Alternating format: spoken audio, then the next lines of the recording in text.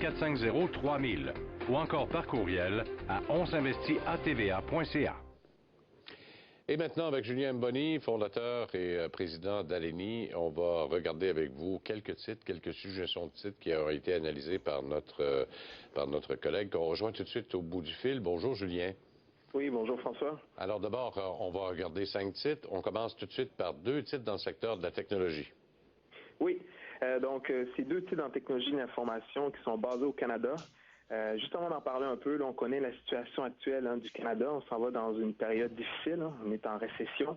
Donc, on peut s'attendre à une baisse des dépenses et des investissements des entreprises.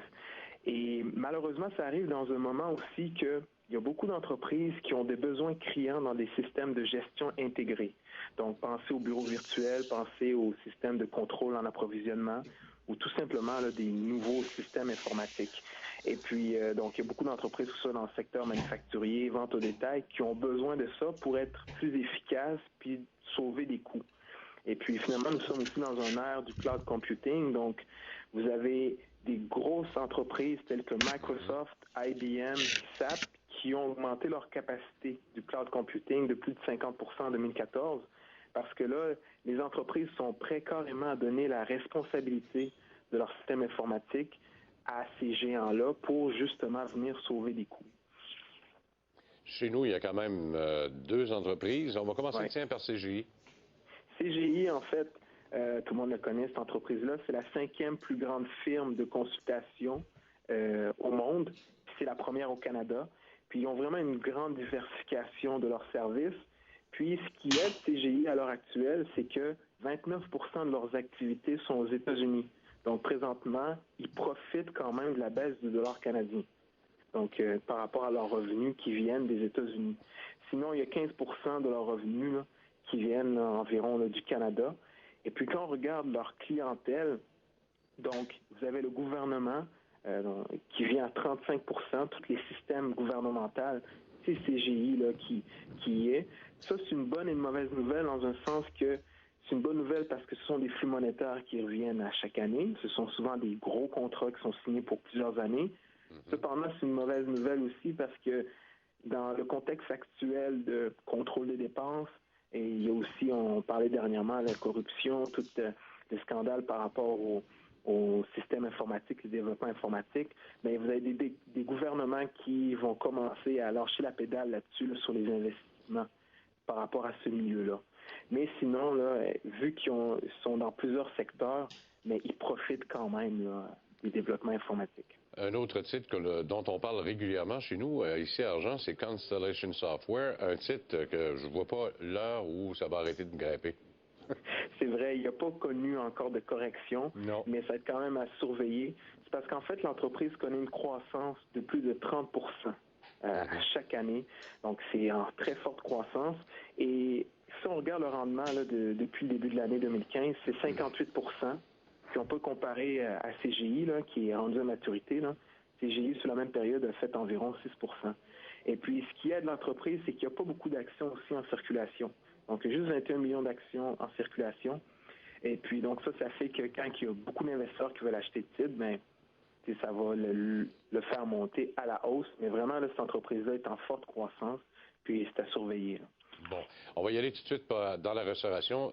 C'est surtout les fournisseurs qu'il faut surveiller, non pas le restaurateur. Oui, parce que le domaine de la restauration est très difficile, on le sait. Puis ça, c'est pas juste au Québec, c'est aussi dans le monde entier. Puis on dit souvent, bon, il y a beaucoup de compétition, mais il y a un point subtil qui est quand même très important, c'est qu'à l'heure actuelle, les goûts culinaires, ils changent aussi vite que la mode. Ce que je vais expliquer par là, c'est que les restaurateurs ont plus le choix maintenant d'avoir une multitude de produits. Et même les restaurations qui sont spécialisées, mais vont marcher, disons, pendant 6 mois. Puis après, ben là, les goûts changent et ils n'ont plus le choix là, de sortir de nouveaux produits, ce qui leur coûte cher. Fait qu'il n'y a pas vraiment de stabilité dans ce domaine-là. Et c'est pourquoi c'est peut-être préférable là, d'investir dans les fournisseurs. Pourquoi? Parce que les fournisseurs, mais ils dépendent pas juste des ventes des restaurateurs. Ils ont d'autres secteurs. Et c'est le cas de Cisco Corp. Donc, si on peut voir Cisco Corp, c'est le plus grand fournisseur de nourriture aux États-Unis, qui a une capitalisation boursière de 21 milliards de dollars. Et puis, vraiment, là, sa gamme d'aliments est distribuée.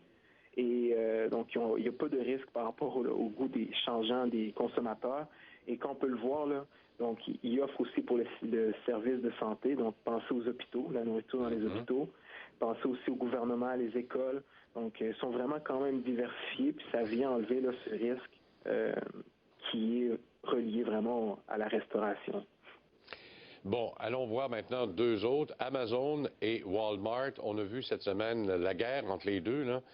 Ça a été une journée tout à fait spéciale. Walmart qui est allé de grands spéciaux parce qu'on n'a presque pas eu le choix de suivre Amazon non plus, là. Alors, parlez-nous de ces deux-là et quelle concurrence ils se livrent tous les deux. Oui, en fait, là, ça va être une concurrence féroce entre deux géants. Ce qui arrive actuellement, c'est que Walmart, il y a une baisse de croissance dans leurs magasins. Puis, ils n'ont plus le choix de reconcentrer leurs activités en ligne. Mais là, il s'avère que leur concurrent direct, qui a à peu près la même politique de bas prix, là, c'est Amazon, qui a le vent dans les voiles.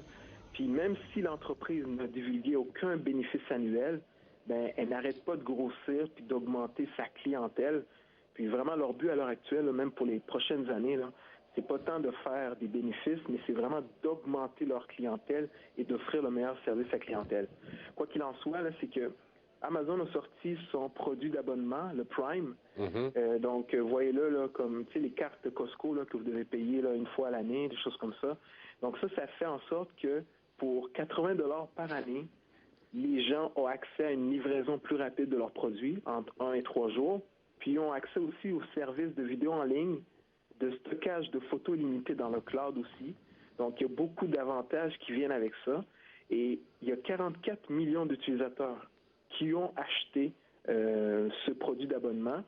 Et Walmart, bien évidemment, pour concurrencer, vient de sortir lui aussi le Shipping Pass, qui pour 100 $ par année, mais là, les gens vont avoir accès à des rabais quelquefois, puis aussi une livraison qui est plus rapide.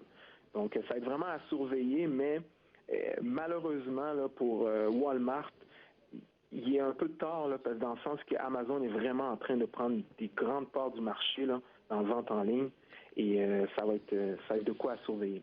Moi, ce qui me titille un peu d'Amazon, vous l'avez mentionné, Julien, c'est qu'il n'y a pas de profit. Walmart en fait des profits et se fait battre par le marché parce que la croissance n'est pas tout à fait là. Et on favorise Amazon parce qu'il y a beaucoup de croissance, mais moi, je ne vois pas de la ligne du bas d'augmentation là. Moi, je trouve ça dangereux un peu, là. Trop grossir pour pas avoir de profit, là, il y a de la misère. Ouais, vous avez absolument raison. Actuellement, Amazon est évalué là, pour son forward price earning, là, donc son price earning futur, c'est 170 fois qu'on paye les price earnings futurs. Mais il va dans la même gamme des entreprises telles que Netflix ou même Tesla. Donc, ce sont des compagnies qui n'ont pas de bénéfices, mais qui ont effectivement une grosse croissance. C'est vrai que c'est une tendance à l'heure actuelle. Il y a beaucoup d'entreprises qui ont pas des revenus là, successifs, mais qui ont une très grande croissance. Mais dans le cas d'Amazon, c'est que, contrairement à Walmart, là, ils vont bientôt produire leur premier film. Hein? Donc, ils commencent à aller dans plusieurs secteurs. Et c'est aussi, donc, avec ce produit Prime, donc, il touche à beaucoup, beaucoup de choses. Et c'est ça, là, ça devient quand même très difficile à évaluer. Mais quand on regarde la performance en 2015, on le voit très, très clairement, là, que Amazon, depuis le début de l'année, c'est 48 % de rendement. Puis vous avez Walmart qui est à moins 14 %. Pourquoi? Bien évidemment, leur magasin, là, les habitudes des gens changent. Hein, de plus en plus, ils consomment en ligne. Puis là, vous allez assister là, à des fermetures de magasins carrément pour se reconcentrer là, dans la vente en ligne. Remarquez que quand on regarde les flux de trésorerie, ça va quand même relativement bien chez Amazon. Là, ça génère quand même en flux 4,22 $ alors qu'ils ont perdu dans les 12 derniers mois 65 sous. Alors donc, on réussit quand même à s'en sortir très bien malgré tout, là. Oui, ils réussissent vraiment à s'en sortir, mais leur politique à l'heure actuelle, les prochaines années, ils sont très, très agressifs. Ils veulent offrir le meilleur service à la clientèle. Donc, ils sont même prêts à perdre de l'argent pour que le client soit satisfait. Ils vont le faire pour justement aller l'accrocher pour qu'il reste, pour que dans les prochaines années, mais quand ils vont commencer à être profitables, ils en profitent. Très bien, Julien. Merci beaucoup encore une fois. Merci. Au revoir.